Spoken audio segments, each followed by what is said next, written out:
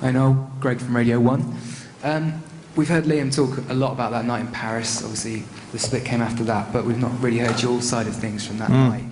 Looking back now you've had a bit of time to reflect, why do you think the reason that eventually you had enough of Oasis was? Well, I've never had enough of Oasis. I've had enough of him. And our whole relationship was never as bad as people made out, you know. But it wasn't like, you know, we weren't like Milli Vanilli, do you know what I mean? Or whatever that means, I don't know, but I assume they got on. But it kind of all started to unravel, if I'm being honest, when he started his clothing label, and he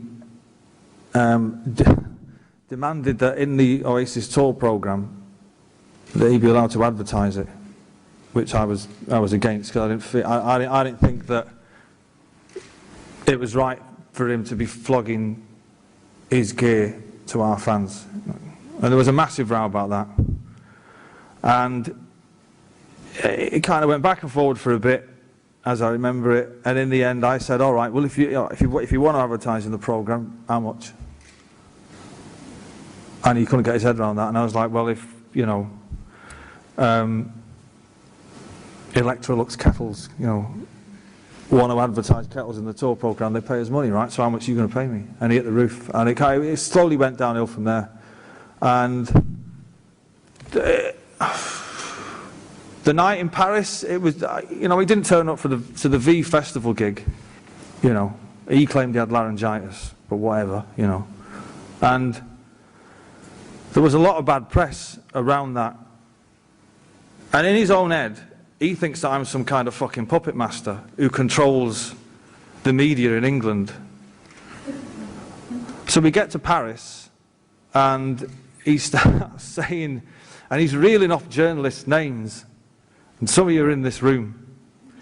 And there's all manner of people I'd never met, you know, "You fucking tell Johnny Borrell's moustache I want to kick his fucking head in." And it's just like, what? I don't know what you're going on about. "Hey, I'm Elvis Costello." And he's just like, "What? He's fucking off his head." And it kind of went a bit, it was a bit like that, you know, and it was quite violent. At that point, there hadn't been any physical violence, but it was kind of, you know, it's a bit like WWE wrestling, and he was like the Macho Man Randy Savage, do you know what I mean? There was a lot of, "Oh yeah," and all that gear going on, and it's like, fucking hell, you know.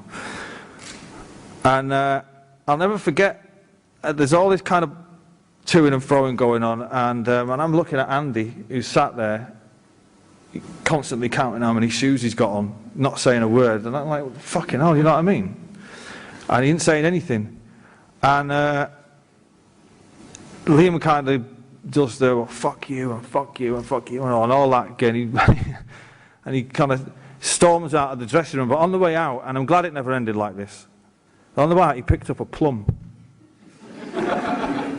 And he threw it across the dressing room, and it smashed against the wall. Now, part of me wishes it kind of did end like that, because that would have been a fucking great headline, you know. Plum throws plum and finishes fucking Oasis, do you know what I mean? And so then he kind of leaves, he goes out the dressing room, and for whatever reason, he went to his own dressing room, and he came back with a guitar and started wielding it like an axe, and I'm not fucking kidding. And I make light of it because it's kind of, you know, it's kind of what I do, but it was just it's a real unnecessary violent act, and he's swinging this guitar around, and he kind of, you know, he nearly took my face off with it, you know, and it ended up on the floor, you know, and I put it out of its misery, you know. And then I said, you know, well, look, there was people who were in the band not saying anything, kind of looking the other way. It wasn't even a big dressing room, do you know what I mean? We were all involved in it, and nobody was saying anything. So I was like, you know what? I'm fucking out of here, you know. And at that point, the tour manager came in and just went, 5 minutes. And I kind of walked out, and I got to apologise to Chaz Smash for Madness here, because as I was walking out, he was kind of came up and went, "Oh, all right, mate." And I might have told him to fuck off, and And if you're watching this, which you're probably not, or listening to, I'm really sorry about that, but it was kind of a stressful afternoon. And I kind of got in the car and I sat there for 5 minutes and I just said, fuck it, that's it, I can't do it anymore, you know. And I regret it really, because we only had 2 gigs left. If I had my time again, I'd have gone back and done the gigs.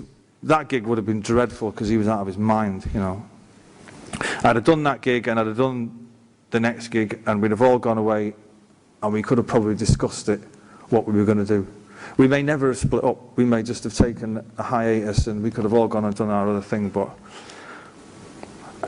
Liam always said he would bring down Armageddon in the end. That's the way he kind of likes things to be, you know.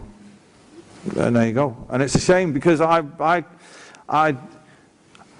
was comfortable in that band. I'd perfected that role of that guy who just stood on the right and played the lead guitar and done backing vocals and sang the odd acoustic. I fucking mastered that. It took me 18 years. 18 years it took me to fucking get that right. And I was brilliant at it.